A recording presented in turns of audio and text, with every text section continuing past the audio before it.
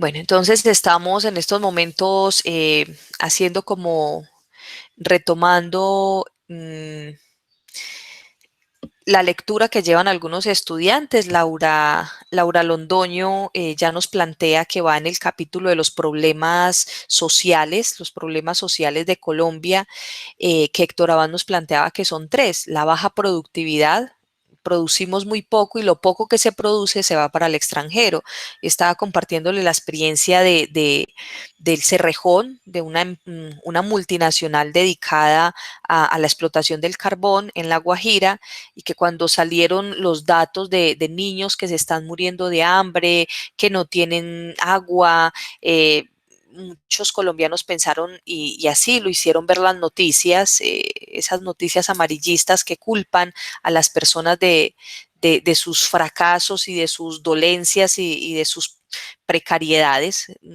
Pero entender que esta zona se quedó sin agua fue por esa extracción salvaje de carbón por parte del Cerrejón. Para poder extraer el carbón, contaminaron todos los acuíferos, secaron todos los acuíferos que había, y pues ahí se genera, cuando no hay agua, hay una amenaza directa a la soberanía alimentaria, porque no hay cultivos, los animales también se mueren, y esta sequía pues tiene unas implicaciones muy importantes frente al actuar de estas grandes multinacionales. Entonces, esa baja productividad y lo poco que se produce se va para el extranjero, y a nosotros en Colombia nos quedan los impactos medioambientales. Lo mismo pasa con las mineras. El producto sale, y ustedes saben que cuando en Colombia se mide el Producto Interno Bruto, se mide es por la capacidad de exportación que se tiene. Recuerden ustedes cuando les hacía esa explicación de la línea de tiempo.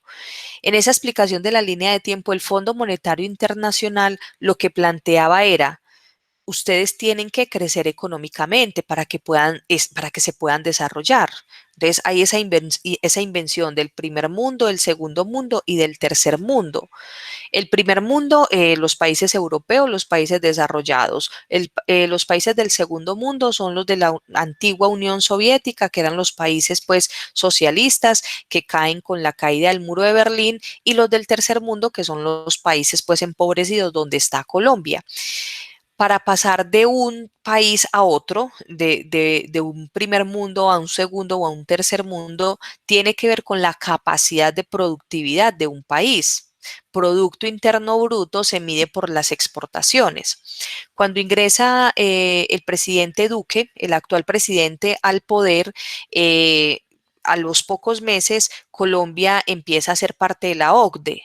¿Qué es la OCDE? Los países más ricos del mundo.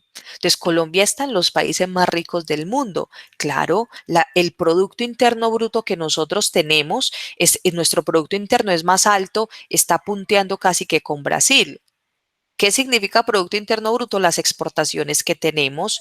Entonces, económicamente hemos crecido enormemente. Tenemos un crecimiento, uno de los más altos de Latinoamérica.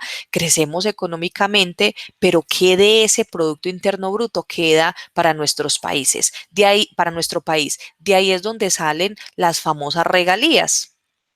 Plata por la que nos peleamos la academia, las gobernaciones, para poder ejecutar proyectos de inversión social o proyectos en salud, en educación, en los mínimos vitales.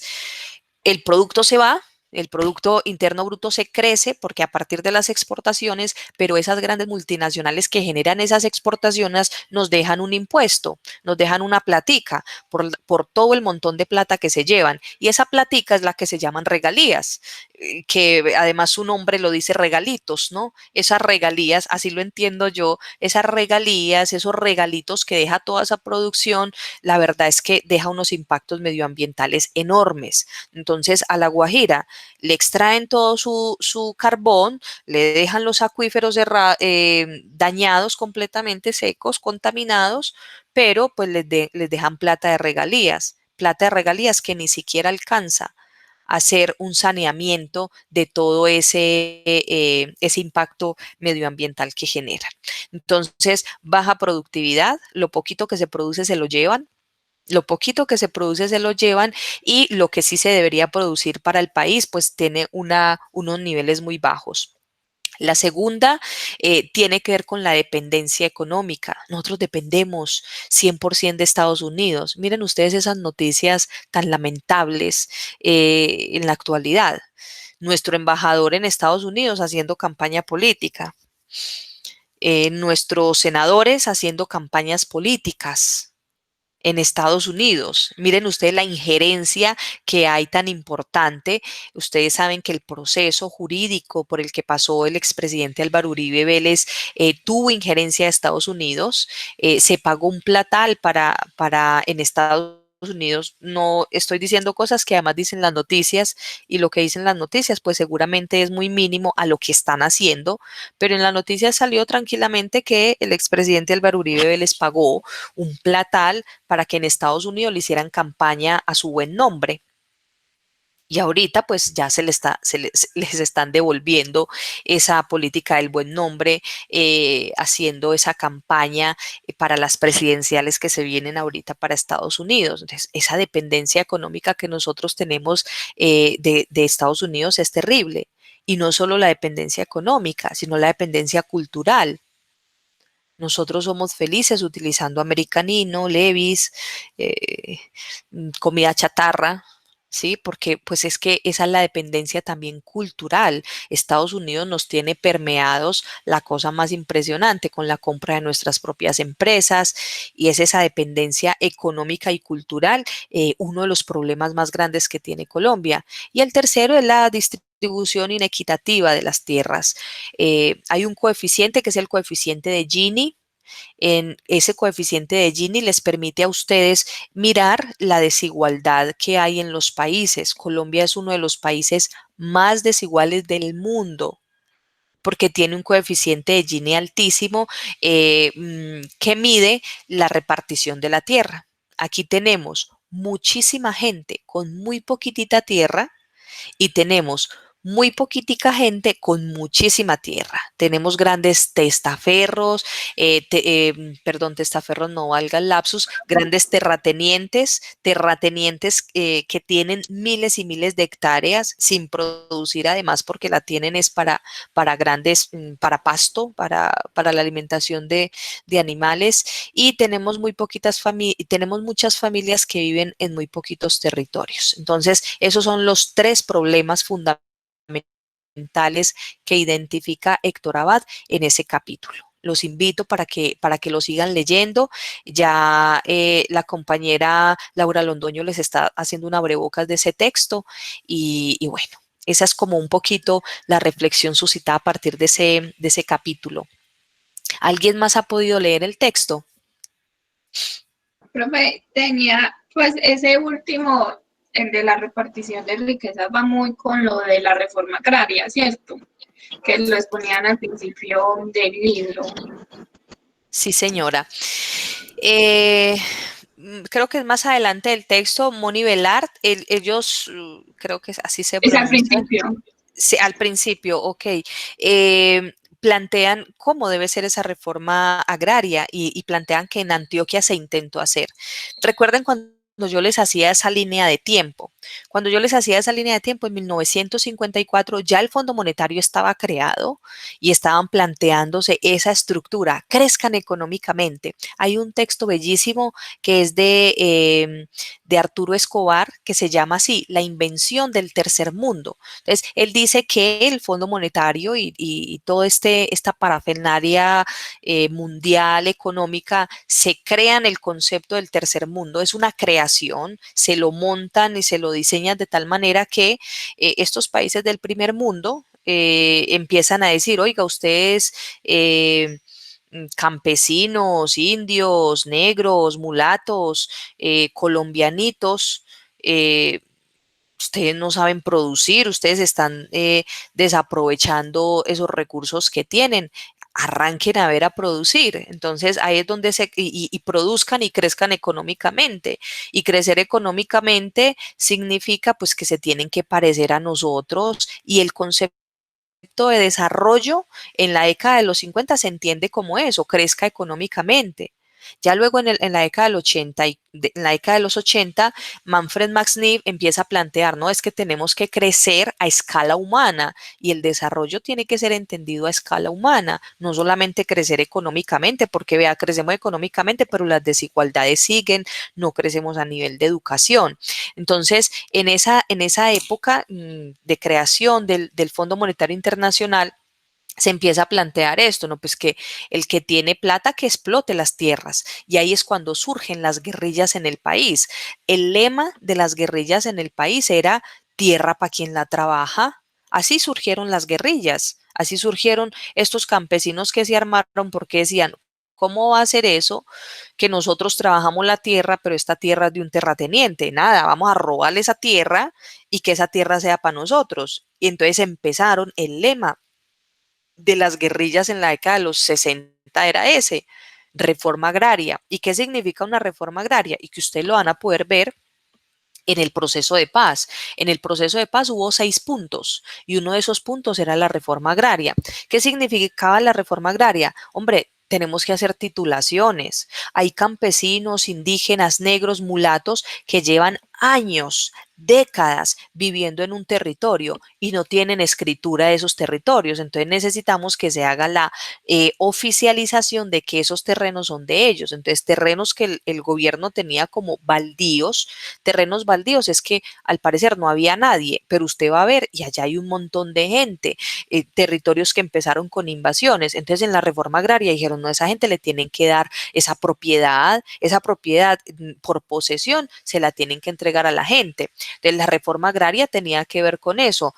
Es que tenemos grandes extensiones y el dueño es uno.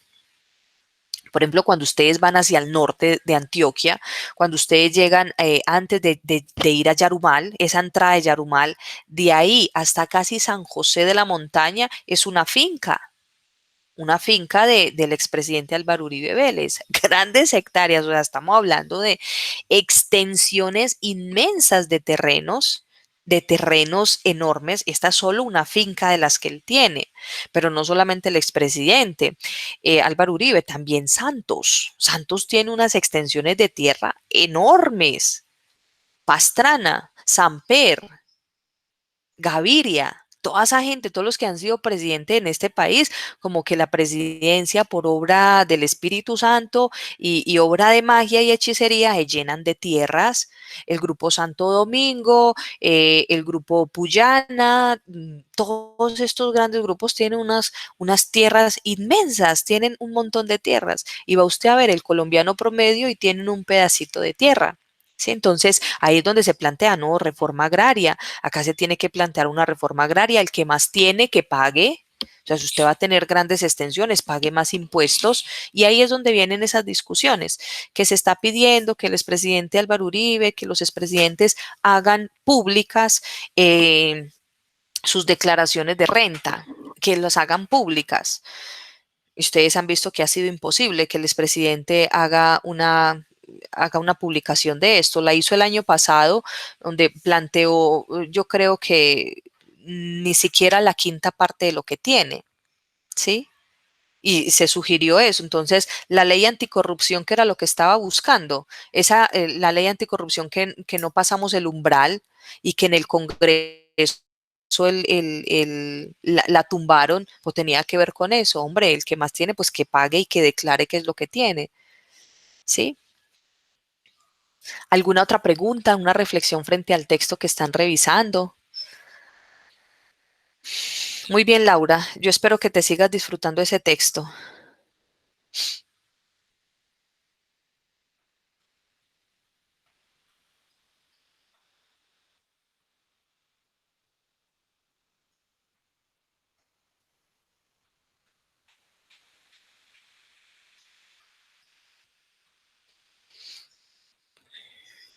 ¿Alguien más ha podido leer el texto?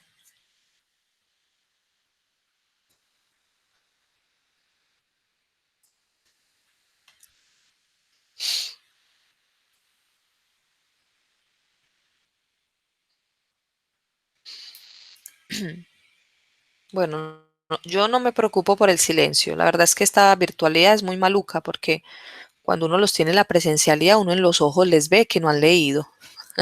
Aquí en la virtualidad, como veo todas esas fotos tan sonrientes de todos, creo que sí lo están leyendo y que están haciendo el trabajo. Nelisa todavía no lo ha empezado a leer, no pasa nada. Pueden empezar a leerlo. Voy a quitarle a Diana. ¿Qué es lo que más te ha gustado del libro? Madre mía, Karen, Gisela ya lo leyó todo y ya envió el trabajo. Sí, señora. ¿Qué te pareció, Karen, el texto?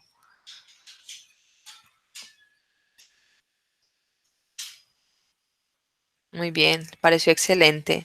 Vea, a los que no han empezado, Nelisa, ya tus compañeros te están dando un ánimo para leerlo. Es un texto bellísimo, bellísimo, bellísimo. Bueno, entonces, eh, yo sé que ustedes con solo leer el texto van a tener muchísimas claridades frente a esos fundamentos éticos. Si tienen alguna pregunta, voy a estar muy atenta a lo que ustedes estén dudando o las cuestiones. Permítame un momento, ¿qué pasó, Dani?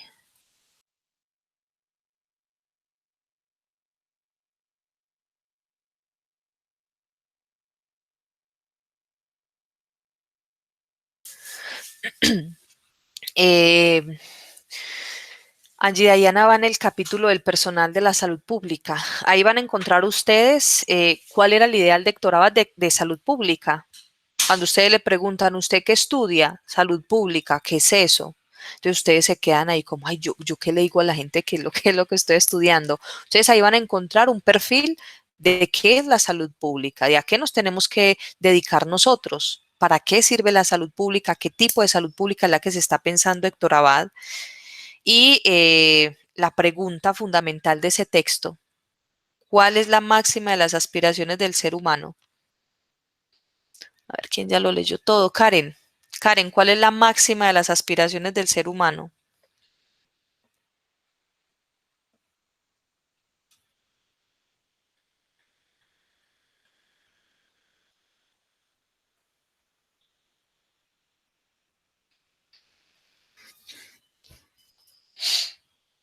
Bueno, le voy a ayudar a Karen.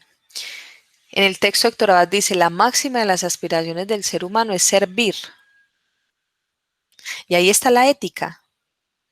El fundamento ético de la salud pública es esa, muchachos. Ustedes están aquí estudiando esto porque ustedes en el fondo, claro que van a salir de la situación económica en la que están y van a ser profesionales y van a acceder y van a superar brechas, van a superar situaciones, van a tener unos pagos, pero ustedes se decidieron meterse al área de salud pública es porque ustedes en el fondo deben tener un convencimiento que van es a servir. Nuestro objetivo desde la salud pública es servir, es ayudar a otros, hasta donde el otro también lo esté permitiendo, prevenir las enfermedades. Nuestro objetivo es robarle pacientes a los médicos. Ese es nuestro objetivo desde la salud pública. Robarle pacientes a los médicos, robarle drogadictos a la sociedad, prevenir, prevenir las enfermedades. Y Héctor Abad tiene una postura muy importante en este texto. Eh, Cuando él plantea qué debe hacer, esto sí se lo deben aprender porque esto va en el examen final. Esto siempre va en el examen final, siempre lo pongo. ¿Qué debemos hacer de ahora en adelante los salubristas? Y tiene un decálogo, son 10 puntos. Apréndanselos, por favor, léanlos, no les voy a avanzar más en el texto. Karen, que ya lo finalizó, haga especial énfasis en esos 10 puntos. ¿Qué debemos hacer de ahora en adelante? Y ahí Héctor Abad empieza a plantear, primero debemos prepararnos y formarnos, no desdeñar, no desdeñar de las experiencias pasadas, trabajar con todos, ser humildes, buscar el servicio, porque es que nosotros lo que vamos a hacer es intentar prevenir todas esas situaciones que se están presentando en la sociedad. Y Héctor Abad plantea algo ahí muy importante, que es desde el enfoque de la salud pública frente a la eutanasia. Dice Héctor Abad, no toda vida es buena, ni toda muerte es mala. Él empieza a cuestionarse esto, muchachos, porque empieza, él veía, o sea, ¿qué necesidad tengo yo como médico de seguir prolongando y prolongando y prolongando la vida de alguien si ese alguien está sufriendo de una manera muy importante? Pero nuestro quehacer como médicos, él como médico se decía, nuestro objetivo es salvarle la vida a toda costa, ¿sí? Entonces, ahí, frente a este tema, les voy a mostrar les voy a dejar en el canal de YouTube, se los voy a subir al canal de YouTube una imagen, un video de Antonio Banderas, que hace un pequeño corto, un cortometraje, donde plantea eso. O sea, la pugna de un médico por salvar a alguien, una pugna, porque es que está el ego de yo salvo vidas, yo salvo vidas, pero no hay una pregunta por la calidad de vida de esa persona. Y nosotros los salubristas trabajamos desde ahí. Planteamos dilemas éticos para mirar la calidad de vida de las personas con las que estamos. Preguntas, muchachos.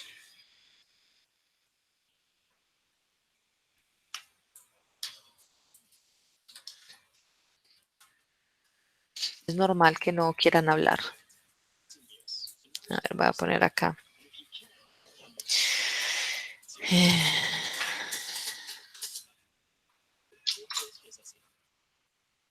Les voy, como estamos hoy tan callados, les voy a presentar de una vez lo que les estaba planteando.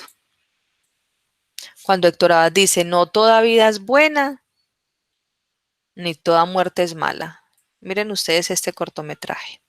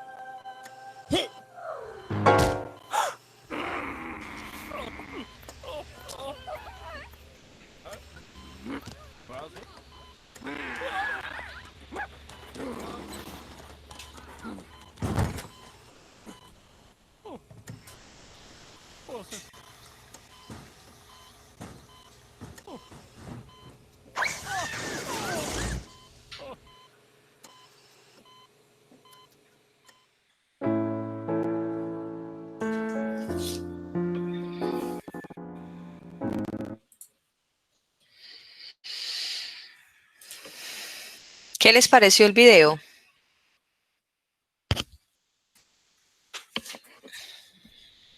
Profe, a mí me surgió una duda. Sí. Pues se supone que nosotros como saluristas, nuestra ética y nuestro objeto de estudio es la calidad de vida y una calidad de vida digna, mientras que la del médico es como salvarla. Entonces ellos no entran como en ese dilema entre salvar la vida pero con calidad. No, o sea, se supone que lo que se tiene que hacer, el juramento hipocrático desde la ética dice, lo primero es no hacer daño.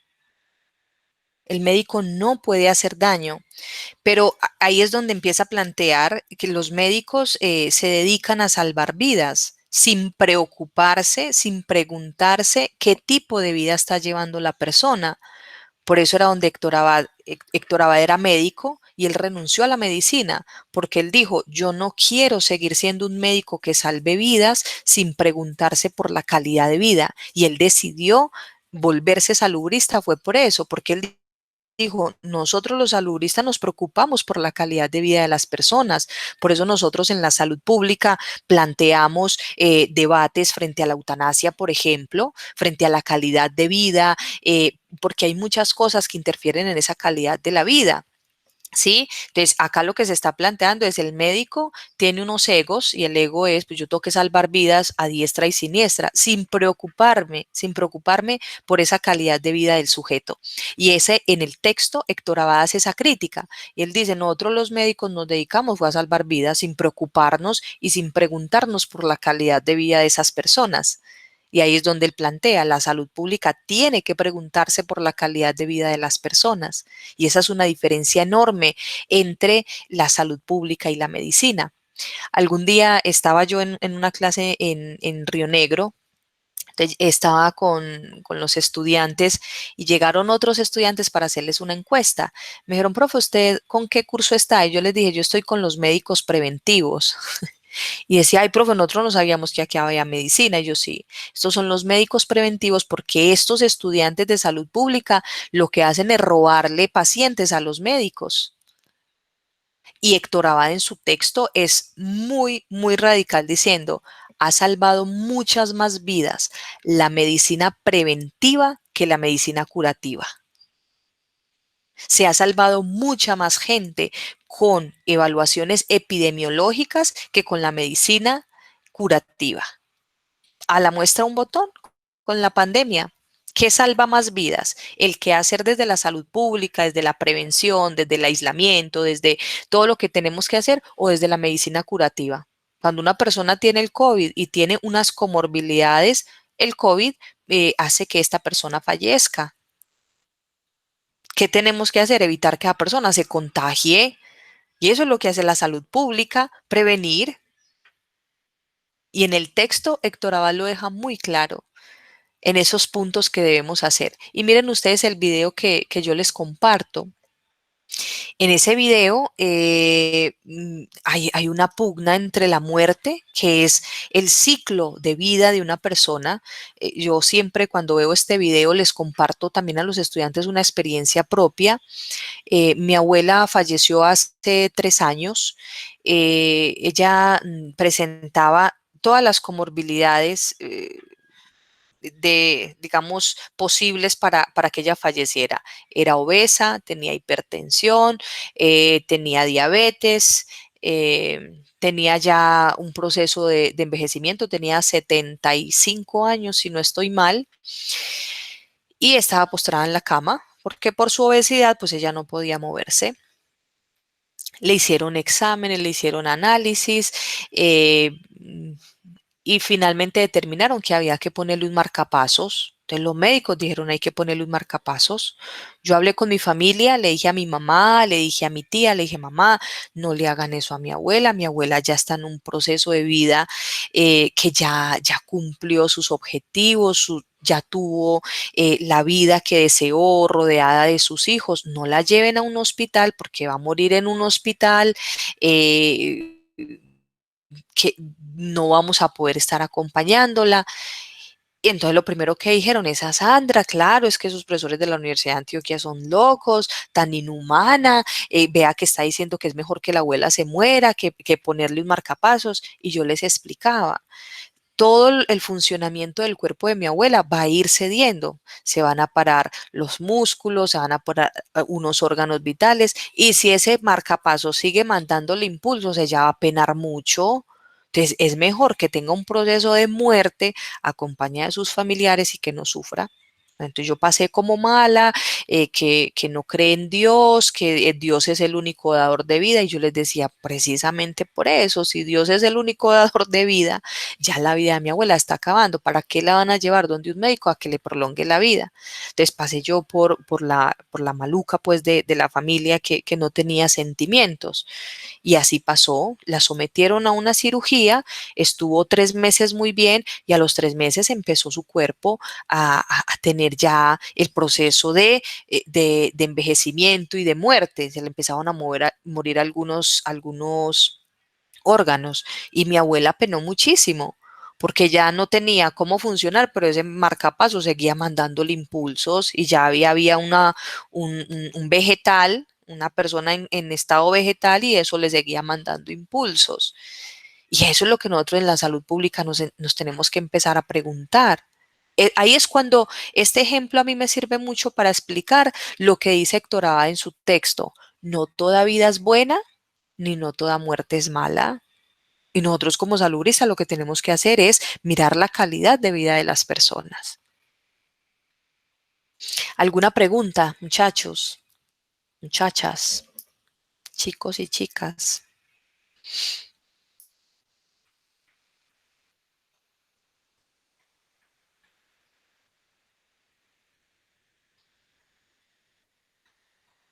¿Todo está claro? Al menos si alguien me puede decir, todo está claro, el procedimiento que vamos a llevar. Esta clase queda Sí, grabada, profe. ¿sí? Muy bien. Esta clase va a quedar grabada. La voy a subir al canal de YouTube. También van a tener en ese canal de YouTube una conferencia que es libre. Al que la quiera ver, la ve. El que no, no la ve.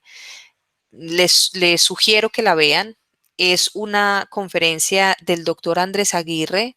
Él en la actualidad es el director del Hospital Pablo Tobón, si no estoy mal, siempre se me olvida el nombre, de un hospital muy importante de la ciudad, del Pablo Tobón Uribe, y él nos está hablando de ética y pandemia. ¿Qué se entiende por la ética desde el ámbito de la salud? Y con esta conferencia daríamos cierre a esto de los fundamentos éticos de la salud pública y con el texto que ustedes van a leer. Las preguntas que tengan las pueden hacer en el canal de YouTube, las pueden enviar al correo si tienen alguna duda del texto y en la siguiente sesión sincrónica que vamos a hacer, que sería el 5 de noviembre, ya vamos a pasar a ese segundo componente. Deben realizar el cuestionario. No voy a poner fecha, ustedes lo realizan cuando se sientan seguros que han hecho toda la lectura. Por favor, les ruego, solamente lean este libro. No voy a pedirles más lecturas ni más trabajos, pues, que les demanden tiempo, pero hagan el ejercicio de leer este libro completo. El 5 de noviembre, que vamos a tener la sesión sincrónica, voy a abrir la clase con 20 minutos de reflexión para ese texto. El texto que van a leer, alguna pregunta que tengan. Y después de esos 20 minutos voy a dar ingreso al nuevo componente que es fundamentos filosóficos de la ética. Y voy a empezar a hablar sobre las escuelas filosóficas que hablan de la ética, qué es la ética, qué diferencia tiene con la moral y cómo se entiende eso desde la teoría mesopanómica. Por tanto, para esa sesión sincrónica deben saber ustedes ya qué es la teoría mesopanómica, que está en el texto de Fundamentos Éticos de la Salud Pública, para que cuando yo les haga la explicación desde los fundamentos filosóficos de la ética no estén muy perdidos en saber qué es eso de la teoría mesopanómica que plantea Héctor Abad y por qué tiene un fundamento filosófico tan importante. ¿Listo? En el canal de YouTube les voy a subir la conferencia del doctor Andrés Aguirre para que ustedes ya entiendan la ética desde la salud, desde un componente de la salud, un médico hablando de ética, qué percepción tiene él frente a la ética en esta situación de pandemia que tenemos, para que miren ustedes esos postulados tan importantes. Es muy fácil de entenderlo, también maneja un lenguaje que es muy cercano a todos, es como si estuviera también hablando Héctor Abad. Entonces les invito a que miren esa conferencia, por favor. Recuerden en el canal de YouTube donde está la línea de tiempo, donde está 12 hombres en pugna, ahí voy a estar subiendo esos materiales. ¿Listo? Profe, ¿canal de YouTube o en el Classroom? En el canal de YouTube. Les voy a ¿Ese canal mandar, está a nombre de quién? ya mismo les voy a mandar el enlace. Ok, perfecto, gracias. Muy bien. En el chat les estoy poniendo el enlace. Entonces ustedes dan clic ahí y van a estar en el canal del curso de ética. Ahí va a estar la línea de tiempo, la comprensión de la realidad colombiana, la clase que grabé, está la conferencia de Andrés Aguirre y en breve, cuando Meet me envíe esta sesión, también la voy a subir ahí. Todas las sesiones que grabe las voy a ir subiendo ahí. Lo que pasa es que en Classroom puedo poner el enlace porque Classroom no me deja subir componentes tan robustos, con tanta capacidad. Entonces, en Classroom le subo el enlace, pero acá en este canal de YouTube van a estar todas las clases que vamos grabando. ¿Listo? Sí, profe. Muy bien. Ahí en ese canal de YouTube, ustedes pueden, por ejemplo, en la comprensión de la realidad colombiana, ahí está la clase como se dio completa y ustedes ahí pueden añadir comentarios, preguntas. Listo. Si tienen alguna pregunta, la pueden ir haciendo por ahí también, que yo voy a estar pendiente de esos canales de comunicación y del Classroom. ¿Listo, muchachos? Sí, profe, todo muy Bueno. claro. Bueno, entonces un fuerte abrazo. Voy a terminar de la sesión. Voy a tener la grabación.